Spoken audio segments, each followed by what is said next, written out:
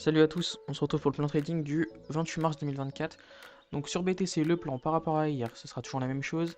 On espère qu'il fasse ce running, on aimerait bien, ça rendrait la structure vraiment plus propre, qu'il aille jusqu'en bas du coup, euh, avant de pouvoir repush. Ici c'était une zone de retournement ou de correction, la zone rouge, donc on fait attention dans cette zone. En tout cas, donc ça c'est le plan, le temps que le top bleu en haut n'est pas cassé, on peut aller voir en interne ce qui se passe pour les traders à plus court terme. Donc en interne, ce qu'on a eu simplement, ici on a notre premier A, on a eu un running ici en 3 temps, on espère et on aimerait bien qu'il vienne recasser le bas, ça ferait une structure beaucoup plus propre. Donc ça c'est le plan en interne pour aujourd'hui, on fait attention à ne pas se prendre une correction pour en haut plus haut avant de recasser le bas. C'est pareil, c'est tant que ce top n'est pas cassé. S'il vient casser ce top, s'il vient casser ce top, on pourra avoir un running, mais on n'en est pas encore là. Voilà, donc on fait attention à ça. Ensuite, sur Ethereum, pas sur du ETH, donc pareil, on va aller en H1. On s'attend à un drop de la même amplitude, pareil pour faire le running, donc exactement la même chose que sur BTC. Sauf que sur Ethereum, ce drop étant beaucoup plus grand, il peut remonter. Donc ici, on peut très bien se retrouver avec un B, un push, avant de se retrouver avec un running. Pour un plus haut et un plus bas. Donc ça, c'est les scénarios, comme le drop ici est beaucoup plus grand. Donc on est toujours en phase corrective. Et c'est les scénarios du coup le temps que le top n'est pas cassé, donc chose de même amplitude. Ça c'est vraiment ce qu'on aimerait. Ensuite en interne, sur Ethereum, le problème de cette mèche, c'est qu'il vient pas casser le top. Donc on a vraiment quelque chose qui n'est pas très propre. Ici ça m'étonnerait pas qu'on se retrouve avec une correction pour un nouveau push. En espérant qu'il vienne du coup au plus bas pour essayer d'aller chercher la zone du running de même amplitude. Ethereum pas très propre aujourd'hui.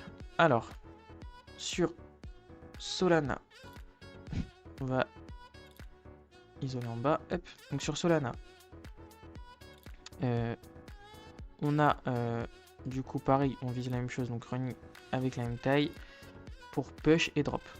Donc ça c'est le scénario, le temps que ce top n'est pas cassé, c'est vraiment ce qu'on vise. Au mieux il drop, il peut drop aussi tout en bas, mais ça respecterait pas le guide. Et pareil sur les autres, hein, ils peuvent drop tout en bas, mais ça ne respecterait pas vraiment le guide. Donc sur du M15, ce qu'on peut voir, le temps que pareil, on a ce top, donc là on rentre en phase corrective. On rentre en phase corrective, on peut se retrouver avec un 3 temps. Simplement, il faut voir qui est le plus bas. Ils ont l'air d'être au même mouvement. Donc on peut se retrouver avec un 3 temps A, B, C. Donc il faudrait que d'abord qu'on vienne casser stop avant de retourner casser ce bas. On se méfierait pareil d'un running potentiel, d'un plus haut et d'un plus bas. Voilà de quoi on se méfierait sur le sol.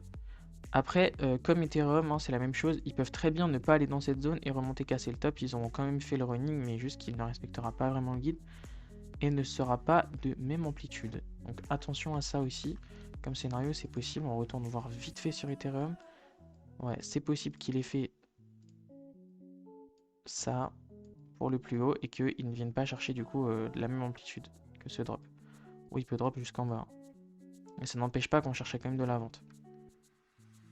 Moi, je ne vais pas forcément le jouer à l'achat en tout cas. Donc on va aller sur du XRP. Donc XRP comme paire bonus parce qu'on la trouve plutôt pas mal franchement. Donc ici ce qui est sympa avec XRP c'est que vous avez un peu le scénario qu'on attend en avance sur Ethereum et BTC. C'est-à-dire qu'il nous fait le running de même amplitude. Ça c'est la zone de son amplitude. Il est en train de push, donc on s'attend à une correction pour aller chercher au moins ce top et au mieux ce top. Dans 80% des cas, on ira chercher ce top avant de se retrouver avec un nouveau plus bas. Donc voilà, ça c'est le plan pour XRP. Donc pareil, c'est vraiment ce qu'on attend sur les plus grosses paires, un petit peu en avance. Voilà, clairement, en fait, c'est clairement ce qu'on attend. Et je réfléchis si on pourrait avoir un running comme ça. On se méfie, ça serait bien qu'il vienne casser ce top. Et on aurait vraiment une belle idée haussière, en tout cas pour notre trading. Ah non, je rappelle qu'on fait aucun conseil en investissement, etc. Donc là, vous avez vraiment tous les plans de la journée. Donc sur XRP, si la mèche existe vraiment, ce serait quand même bien qu'on vienne la taper au-dessus. Si elle n'existe pas, on s'attend vraiment de la vente tout en bas, hein, sur du H4.